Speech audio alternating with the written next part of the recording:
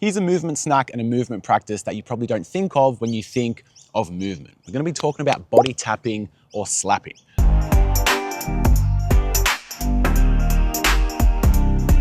Now, this is a practice that's a lot more popular in Eastern training and philosophy and Qigong, stuff like this. It's been a little bit slower to get the memo to the Western side of things.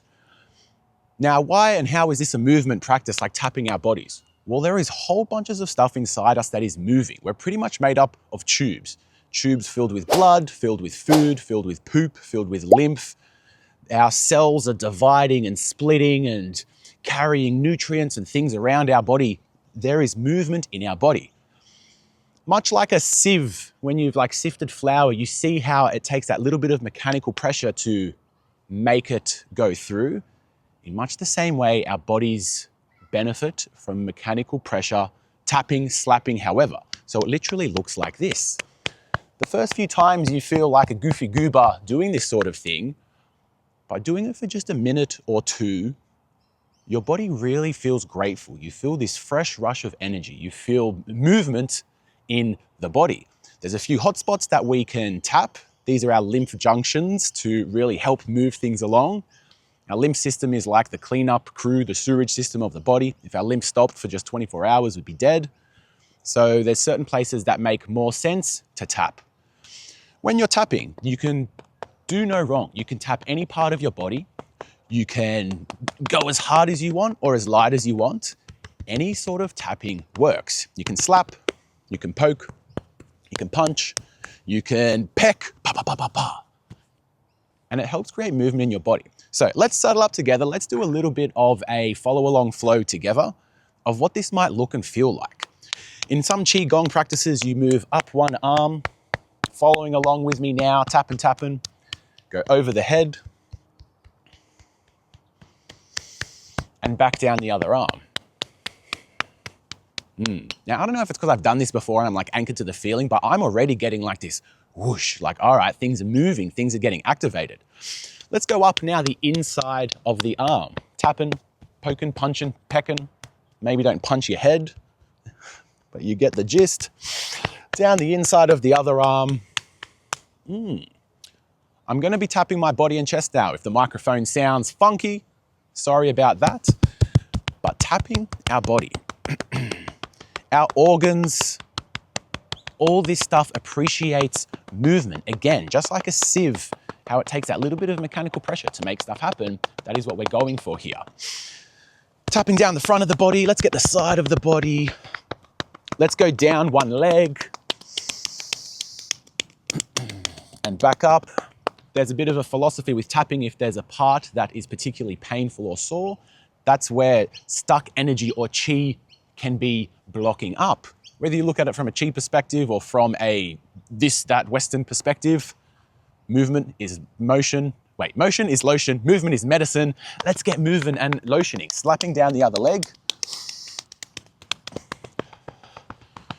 Right, so you get the point. You can slap all around, slap your ass, slap your lower back. If this was a Qigong type thing, you get all these more flowy type slaps and more focused meridian points and stuff like this. But just freestyle, baby, slap all over the place is a fair bet. Here are the lymph junctions, or said another way, the higher bang for your buck places to tap. The first one is in the crooks of the elbows. So if you only had a minute, or maybe you're in the shower, giving yourself a bit of a power shower, you might tap these sorts of places. Crooks of the elbows, this is a lymph junction. The most kingly of lymph junction spots that you should give the most attention to is your collarbones. Just tapping around this collarbone area. You can't stuff it up. Tapping, slapping, clapping. It's all good. Other side. Next big lymph junction is under the armpits. Tap it, squeeze it, punch it, whatever. Get familiar with your biology, with your anatomy. You've got flesh and muscle and blood and tissue and ligaments and tendons and nerves and all this sort of stuff. And much like a pool, if you see a puddle or a pool and it's just still and not moving at all, what happens?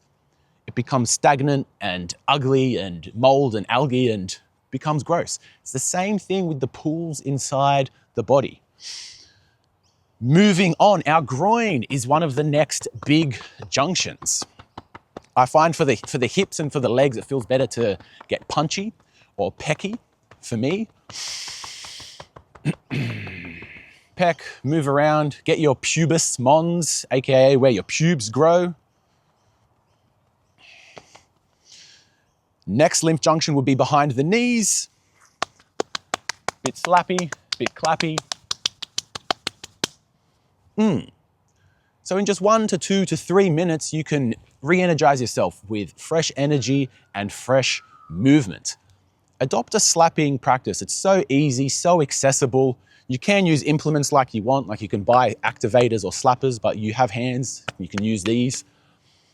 I invite people to even chuck in a bit of visualization for it. Like, what if I had this epic gold healing light of just love and energy, and every tap, it like radiates and pulsates throughout my body, and I'm just giving myself this healing gift, just nourishing and giving my body what it wants and what it needs to heal, to be strong. You can combine this with breath work. You can combine this with humming.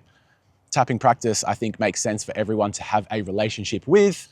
And I hope you have at least an elementary understanding of the fundamentals of a slapping practice now. Get amongst it, slap on. I'll see you later.